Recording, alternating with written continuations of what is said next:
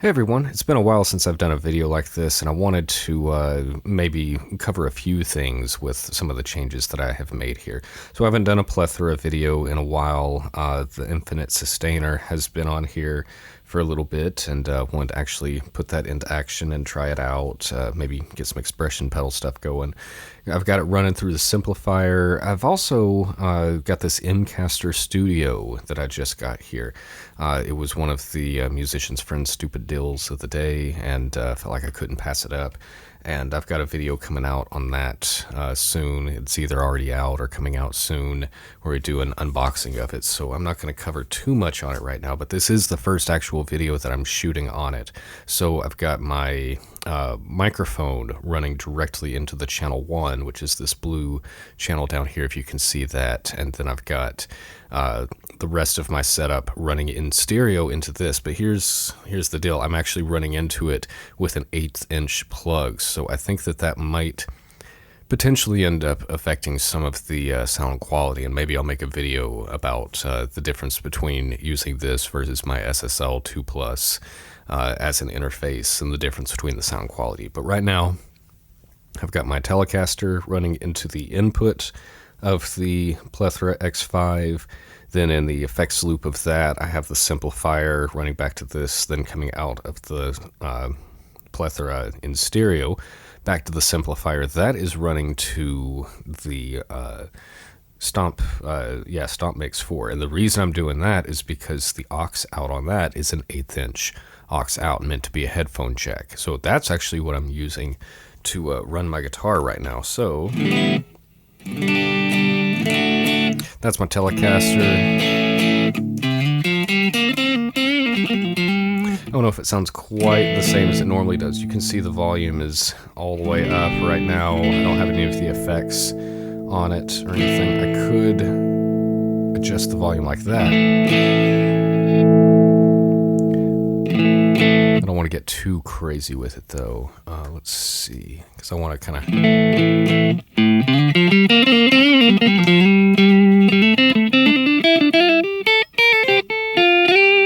So yeah, Marshall settings, a little bit overdriven, kind of got a split going on with the speakers there, but that's not really the main draw with this video. It's what we're doing with this.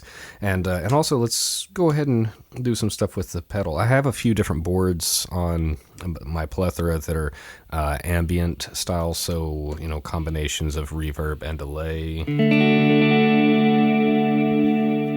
Usually that's how it started out with, was reverb and delay, and then I add a couple effects as we go along.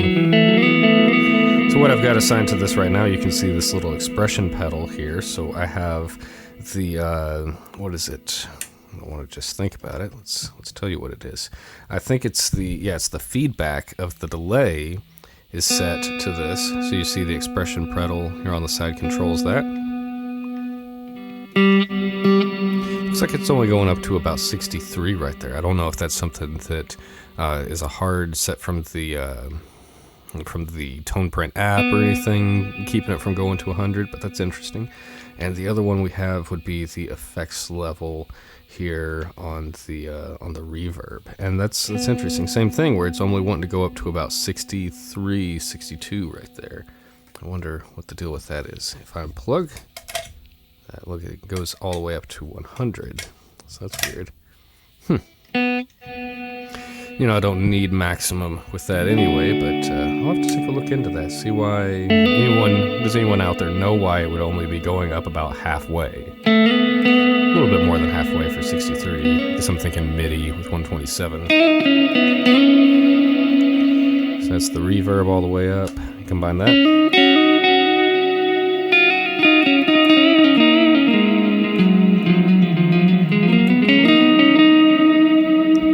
And these two delays are actually tied to the BPM right here, the tap tuner. You can see the symbol appears here and right there as well. So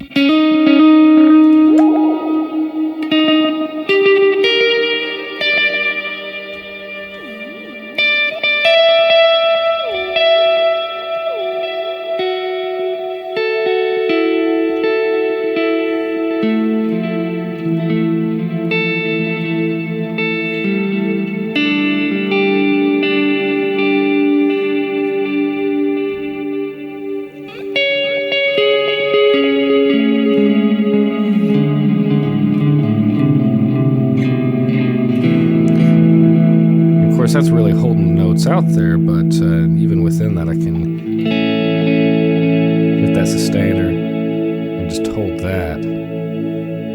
See, there is a bit of difference there.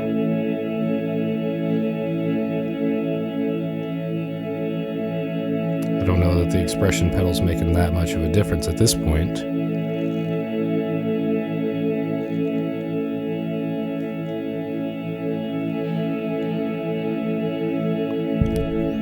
Let's see, with the expression all the way down when I let off, you'll see that it doesn't die off very quickly.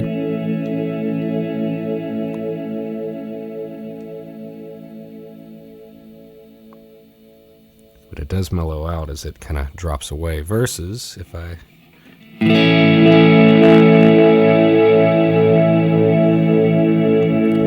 let that kind of hold out, put this down about halfway.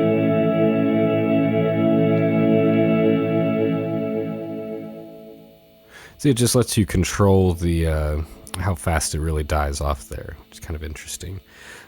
Yeah, I kind of just wanted to get all this stuff set up and, you know, test this out, see how it's all working together. I mean, it seems to be working okay. I do hear what some people are talking about maybe a little bit of noise being on the microphone here. I think if I turn it down, a little bit, and probably need to turn that down too. I don't hear the noise right now, but the volume definitely went down. There's definitely noise when I boost it up like that. Let's cut it back right around here. I think would be fine. Yeah. So yeah, it's not perfect, you know, using the M-Caster here. I feel like I got a really good deal on it, and like I said, I'm gonna do a video maybe comparing the inputs on this, like the sound quality that I'm getting with this versus the SSL 2 Plus, which I do expect that one to be a bit better. But, you know, for what I'm doing, just like here in an office by myself, you know, this is probably gonna cut it for me. Obviously, the other one is probably gonna be better for actually like tracking audio and stuff, but for just like what I'm doing right here, I don't know, it doesn't sound terrible. I've seen some people commenting saying that they've not, you know, like on my initial video, that they weren't really happy with the sound quality and they sent it back. It sounds okay for what I'm doing. The other thing I want to try to do, maybe take a deeper look specifically at this thing. People were saying that this gel pack thing that was coming in the package was like exploded and made a big mess over this thing. So I think I want to make a video where I cut this thing open and actually take a look at what is in here and everything. So I'll probably do that one soon too. But yeah, I just kind of wanted to, you know, I started to make a video on this ambient board with the infinite sustainer, and then I thought, well, let me plug this stuff up, kind of do it this way, see if anybody can tell a difference. So feel free to let me know, positive, negative even. You know, I'll give you guys a pass if this thing doesn't sound up to the quality of the other videos. But yeah, let me know what you think. I'm curious to keep using this thing, and I'll be switching back and forth and, you know, trying out new things and trying to maybe make my own video with this thing once I've made a little bit more things with it. You kind of have to actually run things through these things. You can't just like get it out of the box and say what you think of it right away. So yeah, I'll go ahead and wrap it for today, but thank you guys very much, and I will see you soon.